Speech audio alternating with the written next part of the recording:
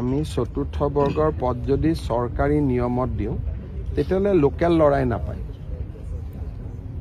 Local লৰাই কিয় নাপায়? পৰীক্ষা দিব লাগে। গতিকে তাকে লৈ গাঁও চহৰবিলাকত স্থানীয় ল'ৰাবিলাকে আপত্তি কৰে। সেইকাৰণে আমি এটা ছিষ্টেম কৰিব খুজিছোঁ য'ত নেকি স্কুলখনৰ প্ৰিন্সিপালকে তাৰ এজন গ্ৰেড 4 এমপ্লয়ী ল'ব পাৰে স্থানীয় জেগাত। তাৰ কাৰণে এটা নীতি এটা বনাই আছোঁ, কিন্তু এইটো 26ৰ আগত নহয়, 26ৰ পিছত সেইটো ৰাখিব লাগিব। কাৰণ নহ'লে 4th গ্ৰেড এমপ্লয়ীখিনি বেলেগ জিলাৰ পৰা বেলেগ জিলাত গ'লে মানুহে বেয়া পায়।